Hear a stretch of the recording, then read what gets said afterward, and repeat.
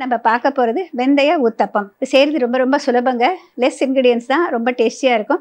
எப்படி பண்ணுறதுன்னு சொல்லிட்டு பார்க்கறதுக்கு முன்னாடி என்ன இன்க்ரீடியன்ஸ் தேவைன்னு சொல்கிறேன், கவனமாக பாருங்கள். வெந்தய ஊத்தப்பம் செய்ய தேவையான பொருட்கள்: இட்லி புழுங்கல் அரிசி 2 கப், உளுந்து 1/4 கப், சீரகம் 1/2 டீஸ்பூன், வெந்தயம் 2 டீஸ்பூன், உப்பு தேவையான அளவு, எண்ணெய் தேவைப்படும் அளவு. வெந்தய ஊத்தப்பம் செய்கிறதுக்கான இன்க்ரீடியன்ஸ் எல்லாம் பார்த்தாச்சு இல்லைங்களா? இப்போ இது எப்படி பண்ணுறது சொல்லிட்டு சொல்கிறேங்க. இதை நொதிக்க வைக்கணும் அப்படிங்கிற ஒரு அவசியமே இல்லாத ஒரு டிஷ்ஷு. நம்ம பொதுவாக எந்த மாவாக இருந்தாலும் அரைச்சிட்டு நல்லா ஒரு 6 ஹவர்ஸ் மினிமம் 8 ஹவர்ஸ், இல்லைன்னா முதல் நாள் அரைச்சி வச்சுட்டு மறுநாள் காலையில் தோசை ஊற்றுவோம். இதுக்கு அந்த மாதிரி தேவையில்லை. இப்போ நான் இங்கே எடுத்து வச்சுருக்கிறது பார்த்திங்கன்னா, இட்லி புழுங்கல் அரிசி 2 கப் எடுத்திங்கனாக்க அதோட 1/4 கப் அளவு உளுந்து, அதோட வெந்தயம் 2 டீஸ்பூன், இதோட கொஞ்சமாக சீரகம் ஜீரணத்துக்கு. இது எல்லாத்தையும் ஒன்றாவே சேர்த்து ஊற வச்சிடலாம். கிட்டத்தட்ட ஒரு 3 ஹவர்ஸ் ஊறணும். ஏன்னா வெந்தயம் நிறைய சேர்க்குறப்போ அது கொஞ்சம் ஊறினா தான் நம்ம அரைக்கிறப்ப ஈஸியாக அரைப்படும்.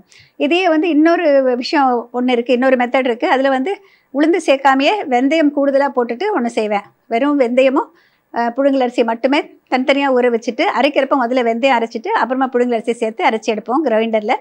அந்த ஊத்தப்பமும் ரொம்ப நல்லா இருக்குங்க. இது தோசை மாதிரியும் ஊற்றலாம், இல்லை ஊத்தப்பம் மாதிரியும் ஊற்றலாம். இப்போ இது எல்லாமே ஒன்றா சேர்த்து ஊற வைக்கணும். அதாவது புழுங்கல் அரிசி, உளுந்து, வெந்தயம், கொஞ்சம் சீரகம் எல்லாத்தையுமே நல்லா கழுவிட்டு ஒன்றா சேர்த்துட்டு ஊற வச்சுக்கோங்க. ஊற வைக்கிறப்ப ஃபஸ்ட்டு நல்லா கழுவிய பிறகு இனஃப் வாட்டர் இருக்கணும். அதாவது வெந்தயம் நிறைய அப்சார்ப் பண்ணும், நிறைய ஓரளவுக்கு ஊற்றிக்கோங்க. அதுவே கிரைண்ட் பண்ணுறப்போ நம்ம நிறைய தண்ணி ஊற்றி அரைச்சிங்கனாக்கா அந்த வெந்தயம் அரைப்படாத மாதிரி இருக்கும்.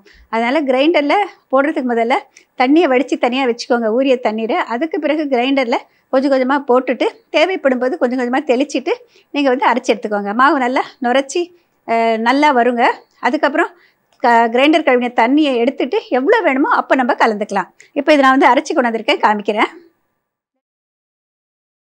இப்போ பாருங்கள், இது மிக்சிலையும் அரைக்கலாம், கிரைண்டர்லையும் அரைக்கலாம். நல்லா பதமாக அரைச்சி எடுத்துக்கோங்க. இல்லை ஒரு விஷயம் ஷேர் பண்ணிக்கணும்னு நினைக்கிறேங்க. வெந்தயம் சேர்க்குற இந்த மாதிரி மாவு எல்லாம் நொதிக்கிறப்ப நல்லா நொதிச்சு வரும். அதே நேரம் சீக்கிரம் புளிக்காது. நீங்கள் ரெகுலராக வீட்டில் இட்லி தோசை எதுக்கு அரைச்சாலும் கொஞ்சம் வெந்தயம் கூடுதலாக போட்டு அரைச்சிங்கனாக்க உங்களுக்கு அது அவ்வளோ சீக்கிரம் புளிக்காது. ஆனால் நல்லா நொதிச்சு வரும், கண்கண்ணாக வரதுக்கு ரொம்ப ஹெல்ப்ஃபுல்லாக இருக்கும்.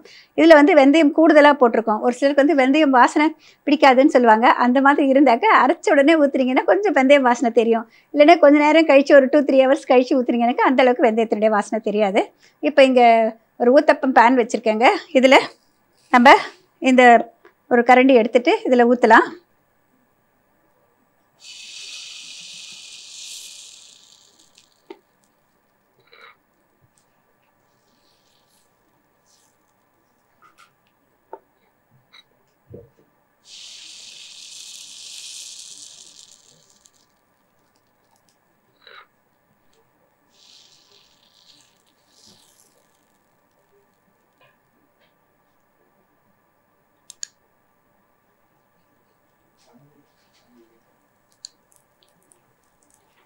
இப்போ இதெல்லாம் ஊற்றியாச்சு.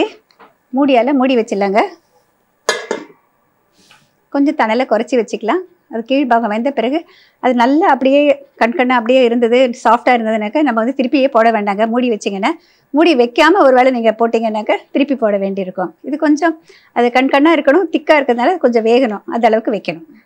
மெதுவாக திறந்து பார்க்கலாம். நம்ம வேணும்னா திருப்பி போட்டுக்கலாங்க, இல்லைன்னா அப்படியே கூட பரிமாறலாம்.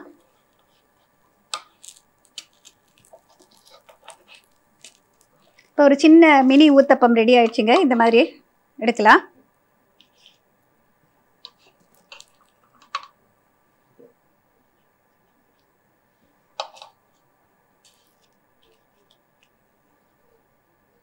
இதில் ஒரு விஷயம் நான் ஷேர் பண்ணிக்கணும்னு நினைக்கிறேங்க. வெந்தயம் கூடுதலாக சேர்த்துருக்கிற இதில் அதிகமான நார்ச்சத்து இருக்கிறதுனால எண்ணெய் கூடுதலாக பிடிக்காது, நிறைய அப்சார்ப் ஆகவே ஆகாது. நம்ம கொஞ்சமாக ஊற்றினாலே பார்த்திங்கன்னா எண்ணெய் இருக்கிற மாதிரி தெரியும். அதனால் குறைவான எண்ணெய் விட்டாலே போதுமானது. உங்களுக்கு தேவைப்படும் கணத்தில் நீங்கள் ஊற்றிக்கலாம். கொஞ்சம் திக்காக வேணும்னு விரும்புகிறவங்க திக்காக ஊற்றிக்கலாம். தோசை மாதிரி வேணும்னு நினைக்கிறப்ப கொஞ்சம் தளர மாவு கரைச்சிக்கிட்டு அப்புறம் நம்ம தோசை மாதிரி நிறைய ஊற்றலாம். மூடி வச்சுட்டு சுடுங்க. வேணும்னா திருப்பி போடுங்க. நல்லா வெந்துருச்சுனாக்கா அப்படியே கூட ஒரே பக்கமே கூட எடுத்து சர்வ் பண்ணலாம். உங்களுடைய தோசைக்கல்லினுடைய அதாவது தன்மைக்கு பொறுத்து தான். நல்ல திக்காக கனமாக இருக்கிற தோசைக்கல் வச்சிங்கனாக்க உங்களுக்கு மூடி வச்சுட்டு சுடுறப்போ ரொம்ப ஈஸியாக ஒரு பக்கம் சுட்டு எடுத்தாலே போதுமானது, நல்லா சாஃப்டாக வரும். அந்த காலத்தில் இரும்பு வானொலி, இரும்பு சட்டி, அதாவது அதே மாதிரி இரும்பு தோசைக்கல் அந்த மாதிரியெல்லாம் இருக்கும் பாருங்கள், அந்த தோசைக்கல்ல இருந்தாக்கா நல்ல பர்ஃபெக்டாக வரும். இப்போது இதுக்கு நான் வச்சுருக்கிறது வந்து வெங்காய சட்னி வச்சுருக்கேன். உங்களுடைய விருப்பம், நீங்கள் தேங்காய் சட்னி, பொட்டுக்கடலை சட்னி, இல்லை வேர்க்கடலை சட்னி, வெங்காய சட்னி எது வேணால் கொடுக்கலாம். விதவிதமான சட்னி வகைகள் என்ன சட்னி வேணாலும் கொடுக்கலாம். இல்லைன்னா ஏதாவது ஒரு வெஜிடபிள் யூஸ் பண்ணிவிட்டு கேரட் சட்னியோ, பீட்ரூட் சட்னியோ, இல்லை கொத்தமல்லி சட்னியோ, புதினா சட்னியோ அந்த மாதிரி கூட கொடுக்கலாங்க. எந்த மாதிரி சைட் டிஷ் கொடுத்தாலும் இது நல்லா சூட்டபுளாக இருக்கும். எல்லோருக்குமே விரும்பி சாப்பிடுவாங்க. எஸ்பெஷலி எல்டர்லி பீப்புள் வந்து சாஃப்டாக வேணும் அப்படின்னு நினைக்கிறவங்க இந்த மாதிரி வெந்தய ஊத்தப்பம் பண்ணலாம். நம்ம நொதிக்க வைக்கிற நேரம் இல்லை அப்படின்னு நினச்சிங்கனாக்கா நம்ம அரைச்சி கொஞ்ச நேரத்துலேயே அதை ஊற்றிடலாம்.